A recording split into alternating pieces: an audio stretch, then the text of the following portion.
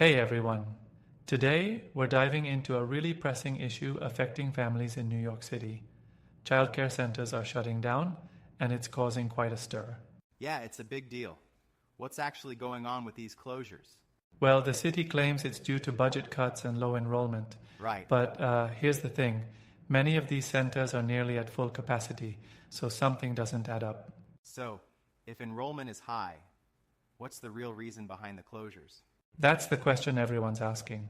Some believe it's about real estate. Like maybe the land is more valuable for other developments.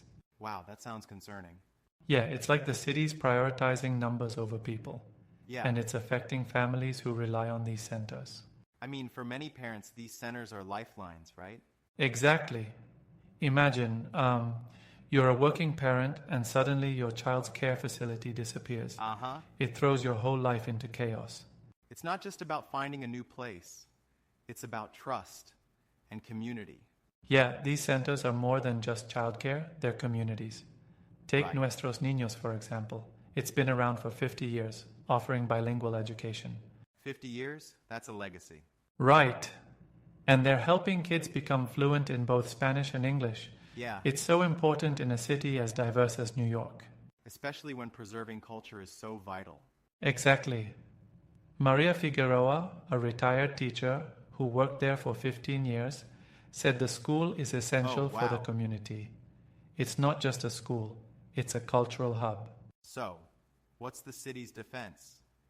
They're saying it's low enrollment, but that doesn't seem to hold water. That's the million-dollar question. Some think it's a cover for other motives. Like Robert Cordero from Grand Street Settlement mentioned their enrollment is at 98%. 98%? That's practically full. Exactly.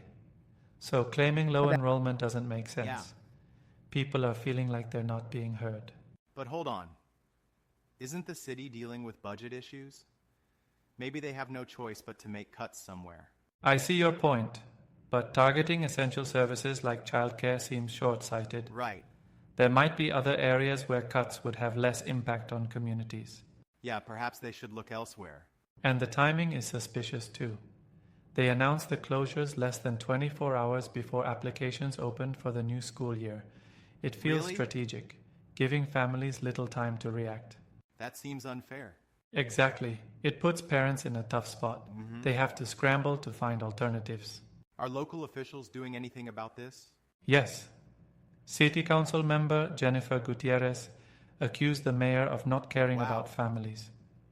And Brooklyn Borough President Antonio Reynoso said the city is valuing numbers over people. That's a strong statement.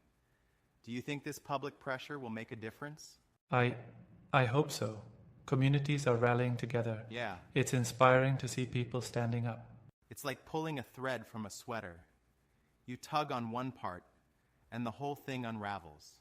Exactly. Taking away these centers affects the whole community fabric. And Right. early childhood education is so crucial. Absolutely. Those early years set the foundation for lifelong learning.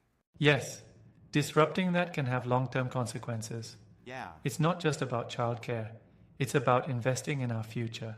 I remember when my niece was in a similar program, and it made such a difference in her life. Exactly. These programs are life-changing. Yeah. We can't afford to lose them. So what's the takeaway here? What can be done? Well, it's crucial for communities to make their voices heard. Yeah. Contacting local representatives, organizing and advocating for these centers is key.